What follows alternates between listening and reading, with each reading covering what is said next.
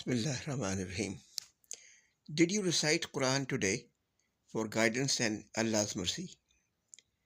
کیا آپ نے آج اللہ کی رحمت کے حصول کے لیے اور ہدایت کے لیے قرآن مجید کا مطالعہ کیا، اس کی تلاوت کی؟ اگر نہیں پڑھا قرآن تو اب پڑھ لیجئے۔ سورہ فاتحہ سے آغاز کرتے ہیں اور پھر دیکھتے ہیں ہم کیا کیا پڑھ سکتے ہیں۔ ابھی مطلب کو چھوڑ دیجئے، معنی کو چھوڑ دیجئے، صرف قرآن پڑھیے۔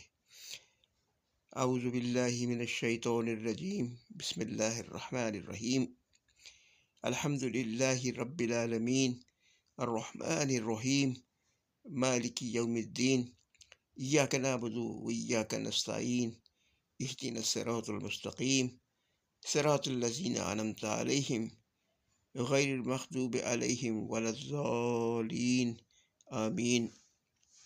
بسم اللہ الرحمن الرحیم، قل هو اللہ احد اللہ الصمد لم یلد ولم یولد ولم یکن لہ کفوا احد۔ یہاں میں نے قرآن مجید کی دو صورتیں، سورہ فاتحہ اور سورہ اخلاص کی تلاوت کی۔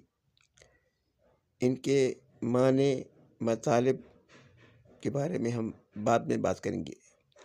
فی الحال بتانا یہ ہے کہ اگر آپ قرآن زبانی پڑھ سکتے ہیں تو زبانی پڑھ لیجئے، اگر قرآن دیکھ کے پڑھ سکتے ہیں قرآن سے تو قرآن سے پڑھ لیجئے، اور اگر آپ کے لیے ممکن نہیں ہے تو موبائل فون پہ، ٹیبلٹ پہ یا پی سی پہ کہیں بھی پڑھیں، مطلب یہ کہ قرآن پڑھیں۔ اور ظاہر جب آپ پڑھیں گے تو اس کا فائدہ بھی ہوگا، اس کا ثواب بھی ملے گا انشاءاللہ۔ یاد رکھیے کہ قرآن مجید کے ہر حرف پہ 10 نیکیاں لکھی جاتی ہیں۔ اگر آپ نے پڑھا الف لام میم تو یہ 3 حروف ہو گئے، یعنی 30 نیکیاں ہو گئیں۔ اس طرح جب آپ نے سورہ فاتحہ پڑھی اور سورہ اخلاص پڑھی تو ان کے کتنے حروف ہیں ان کو جمع کر لیجئے اور آپ کو نیکیوں کا اندازہ ہو جائے گا۔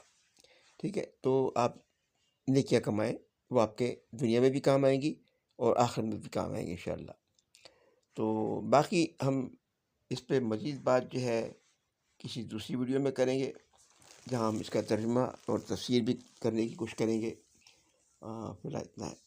آپ کو یہ ویڈیو یقیناً پسند آئی ہوگی، اسے لائک، شیئر، سبسکرائب اور فالو کیجیے پیالہ پاک پہ اور یوٹیوب پہ، میری کہانی ٹی وی پہ۔ اب اللہ حافظ۔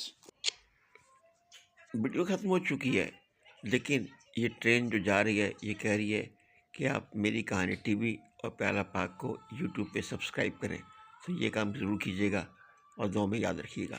پیالہ پاک۔